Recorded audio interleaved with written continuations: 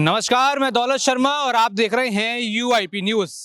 बात चल रही थी पहलगाम में जो आतंकी हमला हुआ उसको जवाब देने की, पाकिस्तान की नापाक हरकतों को नष्ट कर देने की, उनको मुंह तोड़ जवाब देने की। लेकिन मोदी सरकार ने एक बड़ा मुंह तोड़ जवाब फेंक के मारा है जनता के मुंह पर। जातीय जनगणना की बात अब मोदी सरकार ने कर दी है, कह दिया है कि जातीय जनगणना होगी। यानी जो देश सपने सजाए बैठा था कि अब पाकिस्तान को जवाब मिलेगा, अब मजा आएगा, अब सरकार कुछ करेगी, अब सेना यहाँ पर जवाब देगी पाकिस्तान को। लेकिन मिला क्या? जाति के आधार पर लोगों को बांट रहे हैं। जो बीजेपी खुद कहती थी एक रहेंगे तो सेफ रहेंगे मित्रों, यानी प्रधानमंत्री नरेंद्र मोदी की ये भाषा थी, उनका ये कहना था। लेकिन अब जब देश इंतजार कर रहा था पहलगाम का बदला लेने के लिए, तो थमा दी जाती है जनगणना। अब इस जातीय जनगणना पर अटैक किया किस पर गया है, ये लगातार सवाल उठ रहे हैं। क्या ब्राह्मणों को अटैक किया गया? क्या ये बड़ी स्ट्राइक जो दलित हैं, जो पिछड़े वर्ग हैं, जो आदिवासी वर्ग हैं, उनके ऊपर ये बड़ी स्ट्राइक है? ये लगातार सवाल किया जा रहा है। सवाल हमारे पास भी कई सारे हैं, सभी सवालों का जवाब देंगे और आज ये परत खोल देंगे कि आखिर मोदी सरकार चाहती क्या है। जहां वो जातीय जनगणना का विरोध करती थी, राहुल गांधी को पप्पू बताकर कहती थी कि ये देश को जाति में बांटना चाहते हैं और वो सबको एक करना चाहते थे, लेकिन अब खुद वही काम करते हुए नजर आ रहे हैं। क्यों? क्योंकि कोई जवाब नहीं बन रहा कि आखिर पहलगाम पर सरकार ने अब तक क्या किया। मात्र कुछ यूट्यूब चैनल बैन कर दिए, इंस्टाग्राम पर कुछ पाकिस्तानियों को बैन कर दिया और यहाँ पर उनका जल रोक दिया। मात्र यही सोल्यूशन था क्या पहलगाम का जवाब देने का? या फिर अब मुद्दा भटकाने की राजनीति बीजेपी हर बार की तरह शुरू कर चुकी है? मनोज जी, कई सारे सवाल हैं, जनता पूछ रही है कि जवाब तो हम कुछ और चाहते थे, लेकिन आपने हमारे सर पे ये क्या दे मारा। अब हम जहाँ एक हो रहे थे सभी लोग, सब मुसलमान हो, हिंदू हो, कोई भी धर्म हो, सब मिलकर सेना का साथ दे रहे थे, भारत का साथ दे रहे थे, इस भारत सरकार का साथ दे रहे थे। अब उनको फिर दोबारा जाति में बांट दिया। सबसे पहले तो मैं सवाल आपसे यही करूंगा कि जाति जनगणना जो होनी है, ये सही है या गलत है? ये फॉर्मूला तो कांग्रेस के पास था, आपने कांग्रेस को कह दिया कि भैया तुम तो देश बांट रहे हो, लेकिन अब खुद जो ये बात कर दी, ये बात कितनी सही है? ये जनगणना कैसे सही है? ये सही है या गलत है, ये बताएं जरा। देखिए, मैं सही और गलत से ज़्यादा मैं आपको और विस्तार से समझाना चाहूँगा कि आखिर ये मसला है क्या। सबसे पहले हम ये कहना चाहते हैं कि पहलगाम पर जो हुआ उस पर जो सरकार एक्शन लेगी, उससे इस जातिगत जनगणना का कोई लेना देना है नहीं। मोदी सरकार ने कह दिया है कि सेना जैसे चाहे वैसे जवाब दे, तो वो चैप्टर अब सेना के हाथ में है कि सेना कैसे जवाब देगी। अब आप नए विषय पे आए हैं, जातिगत जनगणना। जातिगत जनगणना सही है या गलत है? जाति में बांट दिया, बहुत सारे सवाल आएंगे आपके पास। सवालों का मुझे लगता है अंबार है, एक एक करके जवाब दूंगा। लेकिन सबसे पहले मैं ये कहना चाहूंगा कि आप किसी भी चीज को जब तक गहराई से नहीं समझेंगे, तब तक आप उस पर विचार नहीं कर पाते कि जाति अच्छी है या बुरी है। ना जाति अच्छी होती है, ना ही जाति बुरी होती है। जाति सिर्फ जाति होती है और जाति इस देश की सच्चाई है, आप उससे मुकर नहीं सकते। आप अपने नाम के पीछे अपना टाइटल लगाते हैं तो कहीं ना कहीं वो आपकी जाति को दर्शाता है। जब देश में सब लोग स्वीकार कर रहे हैं जाति है, जाति के नाम पे पॉलिटिकल पार्टियां टिकट दे रही हैं, जाति के नाम पर बहुत सारे काम हो रहे हैं और जाति के नाम पर शादियां होती हैं, जाति के नाम पर रोटी बेटी का रिश्ता होता है, जाति के नाम पर बनते हैं कि ये इनकी कॉलोनी है, ये उनकी कॉलोनी है। तो आप कैसे कह सकते हो कि जाति देश को बांट रही है? जाति के नाम पूरे के पूरे गांव बनते हैं कि ब्राह्मणों का गांव है, जाटों का गांव है। हाँ, मैं ये कहना चाहता हूँ, ये देश में है और क्या देश टूट गया? जाति में बटे होने से देश ना कभी टूटा है ना कभी टूटेगा। जब देश पर संकट आएगा तो वो कौन सी जाति नहीं लड़ी? वो पृथ्वीराज चौहान के साथ भील नहीं लड़े, वो दलित नहीं लड़े, वो महार नहीं लड़े, वो चमार नहीं लड़े, वो सब लड़े। जैसे जिसकी क्षमता थी, सबने इस देश के लिए काम किया है और जातियों में बटे रहकर भी काम किया है। तो जाति सदा से थी, सदा रहेगी ऐसा। और जाति के आधार पर ऊंच नीच नहीं होना चाहिए। जाति के आधार पर कि मैं ऊपर और तू नीचे, जाति के आधार पर प्रिविलेज नहीं मिलना चाहिए। जाति है, कोई दिक्कत नहीं, लेकिन जाति के आधार पर कुछ लोग अपने को सुपीरियर समझ रहे हैं, जो जन्म से समझ रहे हैं, उनकी दिक्कत है। बहुत सारे यूट्यूबर चैनल चिल्ला रहे हैं कि ये तो ब्राह्मणों पर हमला हो गया, ये तो बनियों पर हमला हो गया, ये तो ठाकुरों पर हमला हो गया, ये सवर्णों पे हमला हो गया, ये जर्नल पर हमला हो गया। अरे भाई, काहे का हमला हो गया तुम्हारे ऊपर? तुम्हारे ऊपर कैसा हमला हो गया? कोई हमला नहीं हुआ है। जो समाज में था, जो समाज में लोग बटे हुए थे, उसको सरकार ने स्वीकार किया है बस। देखिए, कांग्रेस भी झूठ बोलती थी कि जात पर ना पात पर मोहर लगेगी हाथ पर, कहती थी ना। बीजेपी का नारा था बटोगे तो कटोगे, आपको एक है तो सेफ है। एक तो हम हैं, ये हाथ लेफ्ट है, ये हाथ राइट है, ये पैर, ये एक शरीर में अलग अलग जातियां हैं लेकिन सब एक है ना। तो जातियों में बटे रहने के बाद भी हम एक हैं, क्योंकि इस देश की यूएसपी भी यही है कि बहुत सारी जातियां यहाँ रह सकती हैं, बहुत सारे धर्म यहाँ रह सकते हैं, बहुत सारे वर्ग यहाँ रह सकते हैं, बहुत सारे संप्रदाय यहाँ रह सकते हैं। बस सब में आपसी भाईचारा हो, कोई ऊंचा और कोई नीचा ना हो, बस इतनी सी बात है। जाति में जातिगत जनगणना कराने से कोई देश को नुकसान नहीं होने वाला है, कोई बटने वाला नहीं है। ये खाम खा की बहस है, क्योंकि अगर बटना होता तो बट जाता। देश में तो जातियां हजारों साल से हैं। लेकिन जो ये जाति है, हाँ। अब उस जाति से आपकी जो नीति बनेगी, आपकी रोजगार की नीति बनेगी, आपकी अन्य नीति बनेगी, वो जाति से संबंध कैसे रखती हैं? ये बड़ा सवाल है कि जाति से नीति का संबंध क्या है। जाति से नीति का संबंध ये है कि भाई अक्सर ये लोग कहते हैं कि जो जाति है ना, जाति जाति नहीं, आप कुछ भी कह लो, आप धर्म बदल सकते हो, जाति नहीं बदल सकते। तो जाति में ही आप शादी करते हो, जाति में ही सब कुछ करते हो। तो जाति से नीति, जाति एक पैमाना है, जाति एक पैरामीटर है जिसके जरिए आप पता लगा सकते हो कि भाई, क्योंकि जाति स्थायी है, जाति स्थायी है तो स्थायी चीज ज्यादा आपको समाज का रिफ्लेक्शन देती है। सपोज करिए कि ब्राह्मण हैं तो वो ब्राह्मणी सदियों से हैं, जो दलित हैं वो सदियों से दलित हैं, ठीक है। तो उससे स्थायी उस समाज की पूरी आपको कॉन्टेक्स्ट मिल जाती है कि इस जाति के अनुसार ये समाज कैसे जी रहा है, इस समाज की आर्थिक स्थिति क्या है, इस समाज के अंदर कितनी बौद्धिक क्षमता है, इस समाज के अंदर कितनी संपत्ति है। तो जाति के अनुसार आप काफी हद तक आइडिया लगा सकते हो कि इस देश में सचमुच किसको ज्यादा जरूरत है, कौन ज्यादा है। ये नहीं कि जो कौन ताकतवर है, ये भी पता लगेगा कौन ताकतवर है, लेकिन कौन सचमुच जिसका हमें वेलफेयर करना है, जिसका हमें अच्छाई करनी है, जिसको हमें आगे बढ़ाना है और जिसके लिए हमें काम करना है, जिसको अवसर की समानता उपलब्ध करानी है, ऐसे लोगों को हम ढूंढ पाएंगे। कहने का मतलब ये है कि भाई अगर जातियों का पैमाना, जातियों में एक पैमाना है, ये जो वर्ग बनाए हैं, जो वर्ग बनाए हैं कि एक वर्ग बनाया जर्नल, दूसरा वर्ग बनाया ओबीसी, तीसरा वर्ग बनाया एसटी, चौथा वर्ग बनाया एससी, ये 4 वर्ग बनाए। ये चारों वर्ग में अपनी समस्या इनरिलेवेंस है, इनका कोई मतलब नहीं है, इनका कोई आधार ही नहीं है, ये कोई सच्चाई नहीं है, नकली बनाए हुए हैं।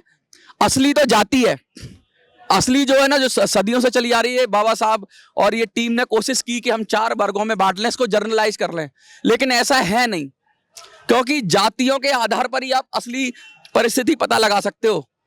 आप वर्गों के आधार पर नहीं कर सकते, क्योंकि ओबीसी में बहुत तगड़ी जातियां घुसी हुई हैं जो सारा माल खा रही हैं, ठीक है।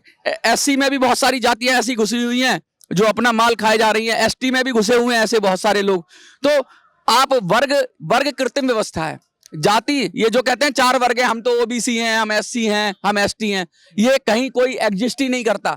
एग्जिस्ट करता है रियलिटी में तो जाति, आपकी क्या जाति है उसी से आपका सब कुछ तय होता है। तो जाति बहुत जरूरी है। अगला सवाल पूछिए आप। अगला सवाल यही है कि इसमें अगड़ा, पिछड़ा, दलित वर्ग, आदिवासी वर्ग हैं, उनका क्या होगा? मैंने बोल ही दिया, ये सवाल तो मैंने शायद बोल दिया, क्योंकि मेरे दिमाग में, मुझे लगता है कि आपके पूछने से पहले ही मैंने बोल दिया कि देश को 4 वर्गों में जो बांटा गया है ये बिल्कुल बेकार है। ये सिस्टम जमीनी सिस्टम नहीं, असली सिस्टम देश को जातियों के आधार पर अगर वर्गीकरण करते तो ज्यादा बेहतर होता, जिससे असली पिक्चर सामने आती। चलिए, असली पिक्चर सामने आएगी, आंकड़े सामने आएंगे, लेकिन वो आंकड़े आने के बाद होगा क्या? देखिए, आंकड़े तो अभी भी हैं। आप जब भी अभी कभी सुनते हो, अखबार में निकलता है, इस लोकसभा में इतने अगड़े हैं, इतने पिछड़े हैं, इतने ब्राह्मण हैं, इतने वैश्य हैं, आता है ना अखबार में छपा हुआ।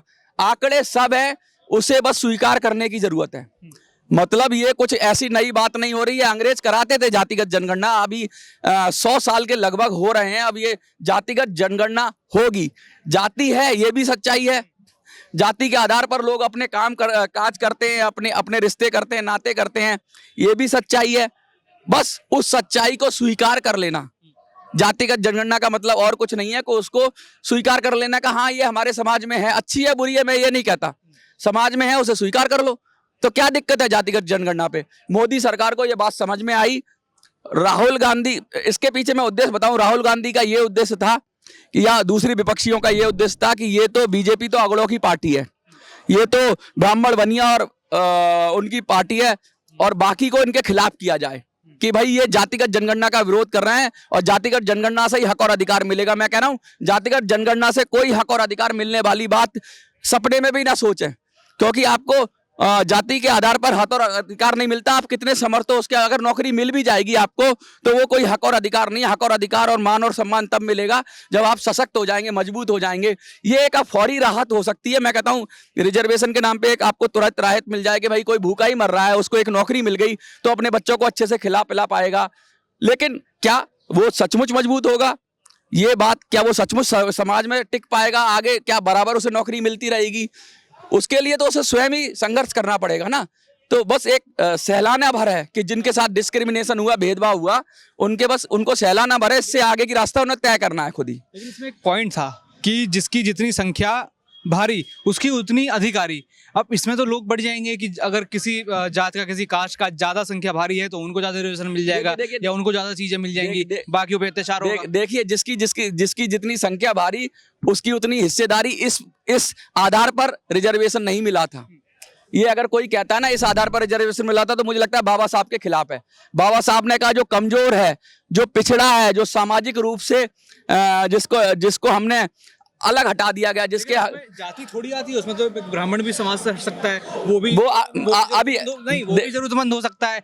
कोई और जनरल कास्ट वाला है वो भी जरूरतमंद हो सकता है, उसकी भी गरीबी हो सकती है। आधार पे नहीं कह रहा हूँ मैं, पैसे के आधार पे नहीं कह रहा हूँ मैं, डिस्क्रिमिनेशन के आधार पे कह रहा हूँ मैं, सामाजिक आधार पे कह रहा हूँ। आप समझिए कुछ जातियां ऐसी हैं जिनका समाज ने बहिष्कार ही कर दिया, जिनको दलित कहा गया, बहिष्कार कर दिया। इनको छुएंगे भी नहीं, इनके पास से भी नहीं गुजरेंगे, इनको पानी पीने का अधिकार छोड़ देंगे, इनके दूल्हा घोड़ी पे नहीं चढ़ेगा। तो इसमें पैसे का कोई लेना देना नहीं था।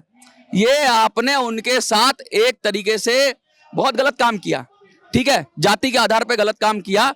तो उसके आधार पे उनको रिजर्वेशन मिला क्योंकि उनकी संख्या फिर मेन जो स्ट्रीम भारत में उनकी कम होती चली गई कि आपने उनको सारे अधिकारों से वंचित कर दिया तो वो कैसे शामिल होंगे। तो रिजर्वेशन के माध्यम से उनको आपने पुलिस वाला बनाया, उनको आईएएस ऑफिसर बनाया, उनको अलग अलग समाज डॉक्टर बनाया, या उनको बनाया तो नहीं, खैर उन्होंने भी अपनी मेहनत की होगी, लेकिन कुछ उनको रिलैक्सेशन दिया कि आप भी आ जाओ, क्योंकि आपने पहले समाज में रोका उनको आने से। तो भागीदारी करने के लिए आपने खिड़की खोली। उस खिड़की में क्योंकि वो लोग पीढ़ियों से कमजोर थे या आर्थिक रूप से कमजोर थे, सामाजिक रूप से भी कमजोर हो गए, बौद्धिक रूप से भी इतना दबाया कि वो कमजोर हो गए, तो उनके लिए एक विंडो खोली आपने रिजर्वेशन की, जिससे वो भी आ जाए। फिर अगली जो उनकी पीढ़ी आएगी वो आपसे लड़ेगी, वो आपसे जर्नल में आके लड़ेगी।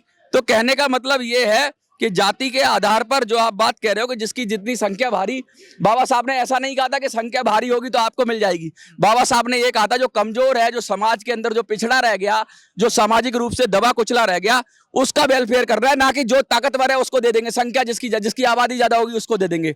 बाबा साहब ने ऐसा कभी नहीं कहा। तो ये जो नारा चला रहा है, जो भी चला रहा है, ये बेवकूफ बनाने के लिए, लोगों को एग्रेसिव करने के लिए कर रहा है। फिर तो तगड़ी जिसकी जहां संख्या भारी होगी वो सारा ले लेगा, कमजोर तो दबी जाएगा। ऐसा नहीं होना चाहिए।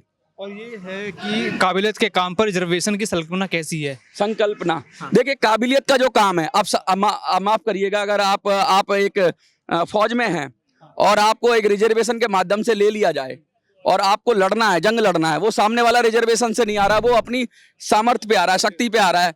काबिलियत का मतलब उसकी बॉडी, उसकी काबिलियत है कि भाई वो कितना दमखम है उसके अंदर। आपने यहाँ पर कर दिया कि भाई थोड़ा कमजोर होगा तब भी हम ले लेंगे। तो आपको ये तय करना पड़ेगा कि कौन सी चीजों में आप रिजर्वेशन कर सकते हैं और कौन सी चीजों में नहीं कर सकते। एक साइंटिस्ट है, एक खोज कर रहा है, एक वैज्ञानिक है, वहां बुद्धि की है, अगर वहां आप उसको रिलैक्सेशन देंगे कि भाई कम बुद्धि या मतलब थोड़ा कम दक्ष आदमी चल जाएगा।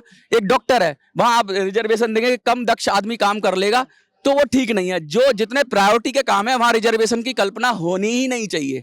रिजर्वेशन की कल्पना बड़े पैमाने पर कहाँ होनी चाहिए? शुरुआती लेवल पे, शुरुआती नौकरियां हैं उन पे तो मैं कहता हूँ रिजर्वेशन और बढ़ाया जाना चाहिए। 80% 90% कर दो भाई। जहां निचला तबका है, जहाँ जो 4th क्लास की जो है उसके ऊपर और क्लास है, वहां पर तो आप नौकरियों में दो।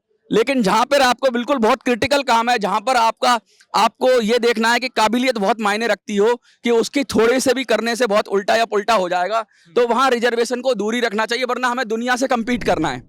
हमें अब इसरो के अंदर आप सोचो कि रिजर्वेशन से लोग चले जाएं, ठीक है, या वैज्ञानिक बन जाए रिजर्वेशन से, नहीं बनना चाहिए। मैं रिजर्वेशन आपकी आर्थिक उन्नति के लिए है, लेकिन देश के लिए भी खराब हो सकता है। अगर हमने सपोज करिए हमने किसी समर्थ आदमी को रोक दिया जो ज्यादा काबिल था देश के लिए, और किसी ऐसे आदमी को आगे बढ़ा दिया सिर्फ इसलिए कि उसका हम आर्थिक उत्थान करेंगे। उसका भी आर्थिक उत्थान होना चाहिए, लेकिन देश का भी नुकसान नहीं होना चाहिए। तो जो क्रिटिकल काम है, जो जहां पर बहुत ज्यादा दक्षता की जरूरत है, वहां पे कोई समझौता नहीं किया जाना चाहिए, वहां पे कंपटीशन ही होना चाहिए, वो किसी भी जाति का हो, कंपटीशन जैसे जाए, मैं ये कहना चाहता हूँ। हाँ, जो अगली चीज जो मैं कहना चाहता हूँ कि रिजर्वेशन में वर्गीकरण किस तरीके से होगा। देखिए, ये जो लोग खुश हो रहे हैं अभी, बहुत सारे लोग, जैसे आपने देखा होगा कि अखिलेश यादव समाज से आते हैं, तेजस्वी यादव भी यादव समाज से आते हैं, और कुछ लोग यहाँ पर जाटव समाज से भी आते हैं, जैसे मायावती हैं या और भी लोग हैं। ये जातियां मजबूत जातियां हैं, ठीक है। तो ये जातियां अपने अपने समाज में सवर्ण हैं, जैसे कि ओबीसी में यादव सवर्ण हो गए, एससी में जाटव सवर्ण हो गए। अब क्या होगा, जब ये जातिगत जनगणना होगी तो इनके खिलाफ ही जा सकती है। ये इनके खिलाफ कैसे जाएगी? जो लोग ये खुश हो रहे हैं कि जाति के आधार पे सवर्णों से कुछ ले लेंगे, ब्राह्मणों को तो वैसे ही कुछ नहीं मिला हुआ है, उनको 10% रिजर्वेशन मिला हो, उसमें तो सभी है, कोई भी जा सकता है। लेकिन जो रिजर्वेशन असली मिला हुआ है, ये सरकार की चाल है इन जातियों की ताकत को कम करना, जैसे यादवों की ताकत को कम करना, जाटव समाज की ताकत को कम करना। और जैसे मैं वहां पर जाऊं, तेलंगाना और आंध्र प्रदेश में माला कम्युनिटी है। माला कम्युनिटी क्या है कि वो रिजर्वेशन का बहुत सारा हिस्सा वही ले लेती है। तो अब जाति के वर्गीकरण की भी बात होगी, क्योंकि अब ओबीसी एक वर्ग नहीं रह जाएगा, जातियों पे ज्यादा बटेगा समाज। तो वो जो जातियों को कम रिजर्वेशन मिल पाया, फायदा मिल पाया, वो कहेंगी कि हमारा रिजर्वेशन अलग करो जी, हम इनके साथ नहीं रहते। तो अल्टीमेटली इससे जो ये मूवमेंट था ना, ओबीसी का मूवमेंट, पिछड़ों का मूवमेंट, दलितों का मूवमेंट, इसमें भी बहुत सारे अलग अलग एंगल बनेंगे। और आपने देखा पिछली बार कि बीजेपी कितना सफल हुई, एससी के अंदर लोगों को उन्होंने कहा वाल्मीकि समाज अलग हो गया और जाटव समाज अलग हो गया। तो वर्गीकरण की जो बात है ना, वो और मुखरता से उभरेगी। सवर्ण तो एक हो जाएंगे, क्योंकि उनको तो ज्यादातर आर्थिक आधार पर ही मिल रहा है, जाति के आधार पर मिल नहीं रहा। तो इससे बीजेपी की ही पॉलिटिक्स मजबूत होगी कि उनके जो वोट बैंक है, सवर्ण वोट बैंक, वो तो एक रहेगा, और बाकी जो वोट बैंक है, ओबीसी वोट बैंक, उसमें फाड़ हो जाएंगे। और लोगों की असल में पता लगेगा कि कौन सी जाति मजबूत है। कल को पता लग जाए कि यादवों के पास बहुत संपत्ति है, उनके पास बहुत सरकारी नौकरियां हैं, तो कल को सरकार ये भी कर सकती है कि भाई उनको डाल के जनरल में डाल दे। क्या पता जाटव समाज से भी जाति बदलने का पावर आ जाए और उनको भी कहे तुम भी सवर्ण हो गए। तो ऐसा भी हो सकता है कि सरकार कुछ जातियों को निकाल दे। तो सरकार बड़ी चालाक है। आप ये सोचो कि आपने बेवकूफ बना लिया, सरकार आगे इस पर राजनीति करेगी, और मुझे लगता है अब जाति के अंदर बहुत अंदर की राजनीति होगी। अब ओबीसी की राजनीति नहीं होगी, अब जाति के अंदर मौर्य अलग हो जाएंगे, कुमार अलग हो जाएंगे, और जाटव अलग हो जाएंगे। इन सब बहुत सारी जातियां हैं ओबीसी में। ये तो खैर मैंने कुछ एससी और ओबीसी दोनों जातियां मिक्स कर दी, एससी में भी अलग हो जाएगा। और बहुत इस पे पॉलिटिशियंस के लिए बड़ी आसानी रहेगी कि अब कोई किसी के खिलाफ खड़ा नहीं कर पाएगा मूवमेंट। जैसे अक्सर ये मूवमेंट खड़ा हो जाता था, सवर्णों के खिलाफ खड़ा हो जाता था कि इन्होंने ही सब कुछ ले लिया। अब ये मूवमेंट शायद यादवों के खिलाफ भी हो जाए, शायद जाटवों के खिलाफ भी हो जाए। तो मतलब कहने का मतलब ये है कि इसके दूरगामी परिणाम होंगे। इतना आसान नहीं है कि भाई गेंद सबको सबका अधिकार मिल जाएगा। और इसमें अल्टीमेटली जो नीचे दबा हुआ है, जो नीचे कुचला हुआ है, उसको भी अपनी बात कहने का मौका मिलेगा। और शायद ये रिजर्वेशन फिर से रिवाइव हो और रिजर्वेशन की पॉलिसी बढ़ जाए। हाँ, रिजर्वेशन बढ़ भी सकता है। राहुल गांधी कह रहे हैं कि 50% की सीमा है, मुझे लगता है 70% की हो जाए, 80% की हो जाए। और रिजर्वेशन किसके लिए? नौकरी के लिए। नौकरी करना, राहुल गांधी तो कह रहे हैं कि प्राइवेट सेक्टर में भी रिजर्वेशन चाहिए, उसमें कैसे रिजर्वेशन हो सकता है? प्राइवेट सेक्टर अलाउ करेंगे? ये एक बड़ी मूर्खतापूर्ण सवाल है कि प्राइवेट सेक्टर में आप रिजर्वेशन दे दोगे। प्राइवेट संपत्ति या प्राइवेट सेक्टर वाला आजकल वो एआई ला रहा है, रोबोट ला रहा है, तुम कहाँ रिजर्वेशन की बात कर रहे हो? वो तो इंसान को ही हटाने की कोशिश कर रहा है। लोग, जो प्राइवेट सेक्टर है उसका एक ही मोटिव होता है, वो प्रॉफिट पे काम करता है, वो समाज की सेवा के लिए काम नहीं करता। आप CSR लाए, आप जबरदस्ती किसी को, कहते हैं ना, साधु को साधु बनाने की जरूरत नहीं है, और दुष्ट को दुष्ट बनाने की जरूरत नहीं है। जो जिसका स्वभाव है वो वैसे ही काम करता है, जबरदस्ती उसके स्वभाव को नहीं बदल सकते। मैं एग्जांपल देता हूं आपको। आपने बड़े बड़ी कंपनियों से कहा भाई तुम इतना प्रॉफिट कमाते हो तो तुम समाज के लिए कुछ काम करो। तो समाज के लिए काम करने के लिए उसने क्या किया? CSR लाए, CSR का मतलब ये होता था कि वो कॉर्पोरेट सेक्टर जो होता था जिसमें 500 करोड़ के करीब का टर्नओवर होता था, जिसका उसको आपको 2% निकालना है अपने प्रॉफिट में से। किसके लिए? समाज के वेलफेयर के लिए। अब वो क्या करते हैं, 2% निकाल देते हैं और समाज के वेलफेयर के लिए किसको कर देते हैं? अपने ही एम्प्लॉइज के लिए वो बनाते हैं। ये भी तो समाज है। अपने ही NGO बना लेते हैं, उन्हीं को वो दान करते हैं और उसी में पैसा अपना घुमा लेते हैं। 2% वो पैसा काला से सफेद कर लेते हैं। अगर यही टैक्स लगाती सरकार तो शायद सरकार के पास होता, क्योंकि सरकारी वेलफेयर कर सकती है, प्राइवेट सेक्टर कभी वेलफेयर नहीं करेगा। वो हमेशा वो प्रॉफिट देखेगा और वो काबिलियत देखेगा। तुम उसमें रिजर्वेशन इंप्लीमेंट करा ही नहीं सकते, वो बंद करके चला जाएगा, कंपनी नहीं करता मैं। तुम पूरी दुनिया पर अपनी पॉलिसी लाद नहीं सकते, क्योंकि पूरी दुनिया ग्लोबल है। बड़ी कंपनियां हैं, कोई बाहर से चाइना से आ रही है, वो अपने उसकी वो किसको हायर करेगी, ये उसका राइट है। आप उसको कहो कि इस जाति का हायर कर ले, उस जाति का हायर कर ले, वही उसको जो काबिल लगेगा उसको हायर करेगी, या कोई वो बाहर से ले आएगी। तुम सरकारी कंपनियों की बात करो, मुझे समझ में आता है सरकार वेलफेयर करती है, लेकिन प्राइवेट सेक्टर को तुम कहोगे, हो ही नहीं सकता। मैं कहता हूं एक किसी भी जाति का है आदमी जो अपनी कंपनी चला रहा है, अपनी फैक्ट्री चला रहा है, वो जिसको जो काम का आदमी है उसको रखेगा, वो किसी भी जाति का हो। तो ये बेवकूफाना सोच है कि प्राइवेट सेक्टर में तुम इंप्लीमेंट कर लोगे। खाम खा फिर वो दूसरे तरीके ढूंढ लेंगे, लोग दूसरे तरीके ढूंढ लेंगे, वो रखेंगे नहीं नौकरी पे, वो ठेके पे लगा देंगे। जब सरकार भी वही कर रही है, सारी नौकरियां खा गई सरकार, अब ठेके पे चला रही है। कहां गया तुम्हारा रिजर्वेशन? जब तुम जबरदस्ती करोगे किसी समाज के साथ तो तुम उल्टा ही पाओगे। अच्छा, यहाँ पे बात हो रही क्रीमी लेयर और कौन सी जातियों को इसमें नुकसान होने वाला है। देखो, नुकसान की बात तो सभी कर रहे हैं, कोई ब्राह्मणों की बात कर रहा है, कोई दलितों की बात कर रहा है। देखिए, अगड़ों को कोई नुकसान नहीं होने वाला है। अगड़ी जातियों को अगर कोई ये लोग चिल्ला रहे हैं कि ब्राह्मणों को नुकसान हो जाएगा, बनियों को नुकसान हो जाएगा, या ठाकुरों को नुकसान हो जाएगा, या अगड़ों को नुकसान हो जाएगा, किसी को कोई नुकसान नहीं होने वाला। नुकसान उन्हीं को होने वाला है। असल में नुकसान किसको होगा? जब जिसके पास संपत्ति ज्यादा होगी, जिसके पास नौकरी ज्यादा होगी। अब दूध का दूध, पानी का पानी हो जाएगा। ठीक है, ब्राह्मण बनियों और इन पर तो रिजर्वेशन है ही नहीं, इनके पास तो है ही नहीं रिजर्वेशन, तो इनको क्या नुकसान होना है भाई? नौकरी तो दोगे जाति के आधार पे, और क्या दे दोगे? जाति के आधार पर रोड तो बना नहीं दोगे कि फलानी जाति है तो रोड बनाना है। जाति के आधार पर पुल तो बना नहीं दोगे। जाति के आधार पर आप रिजर्वेशन दे सकते हो ज्यादा से ज्यादा, और क्या करोगे? वेलफेयर कर सकते हो लोगों का, लोगों को रिलैक्सेशन दे सकते हो पढ़ाई में, यही तो करोगे। तो वो तो जिसके पास बुद्धि है वो फीस भर के, कोई 2000 फीस भर के आएगा, कोई 5000 फीस भर के आ जाएगा, लेकिन वो फिर निकल जाएगा आगे। तो उनका नुकसान नहीं होगा। नुकसान किसका होगा? जो पिछड़े बने हुए हैं, जो है तो अगड़े और पिछड़े बने हुए हैं। क्या जो है तो मजबूत जातियां, लेकिन पिछड़ी बनी हुई हैं, जो कि पिछड़ों का हक खा रही हैं, उनको नुकसान होगा। इसमें से बहुत मजबूत जातियां जिनके मुख्यमंत्री बने हुए हैं, उनको बहुत नुकसान होने वाला है इससे। बस यही कहना चाहता हूँ। अच्छा, ये बात प्रधानमंत्री करते हैं 4 जातियों की, कि वो मैं 4 जाति मानता हूँ, पुरुष, स्त्री, गरीब, किसान, और एक जाति आती है मनुष्य वाली। और मतलब इसमें ये 3-4 सवाल है कि उसमें 3-4 चीजें हैं। और 1-2 जाति बताई जाती हैं, आदमी और औरत वाली। ये आखिर कौन सी जाति को फॉलो कर रहे हैं? जो प्रधानमंत्री तो खुद कह चुके हैं मैं तो ये 4 जाति मानता हूँ, अब खुद जातियों में देखिए ये सब लोग झूठ बोलते हैं। कोई कहता है कि एक ही जाति होती है मनुष्य, उसमें से कोई नया आ गया कह रहा है एक ही जाति होती है स्त्री और पुरुष, 2 जाति होती हैं। कोई तीसरा आके खड़ा, भी प्रधानमंत्री आके खड़े हो गए, वो कहने लगे, अपनी तरह से व्याख्या कर रहे हैं कि 4 जातियां होती हैं, औरत, पुरुष और गरीब और किसान, 4 जातियां होती हैं। लेकिन मेरी समझ से इस देश में जो मैं कहता हूं 2 ही जातियां होती हैं। एक वो जो मालिक है और एक वो जो नौकर है। जो नौकर है वो सदैव परेशान रहेगा, दुखी रहेगा, और उसका अधिकार हमेशा खाया ही जाएगा, क्योंकि उसने खुद से स्वीकार किया है नौकरी। हमारे यहाँ कहते हैं उत्तम खेती, मध्यम व्यापार और नीच नौकरी, अधम नौकरी, ऐसा कहा जाता है। हमारी कहावत गलत नहीं कहे। जब आप नौकरी करने जाते हो, आप अपनी सेल्फ रेस्पेक्ट साइड से रख देते हो, आप अपना समय बेच देते हो, आप अपना टाइम बेच देते हो, आप अपनी क्रिएटिविटी बेच देते हो एक मालिक को, क्योंकि वो आपको जैसे चाहे वैसे इस्तेमाल करेगा, ये उसके ऊपर है। तो आप उससे अधिकार नहीं मांग सकते, उससे फ्रीडम नहीं मांग सकते। ये देश मालिकों का देश था। ये देश में सब मालिक थे। एक कुम्हार जो घड़ा बनाता था वो मालिक था, एक लोहार जो लोहा कूटता था वो मालिक था, एक किसान जो खेत में हल चलाता था वो अपनी फसल का मालिक था। लेकिन आज हम क्या बना रहे हैं? आज हम बना रहे हैं नौकर। हर जगह नौकरी करो, नौकरी करो, नौकरी करो, और नौकरी करना यानी अपने सम्मान को गिरवी रख देना।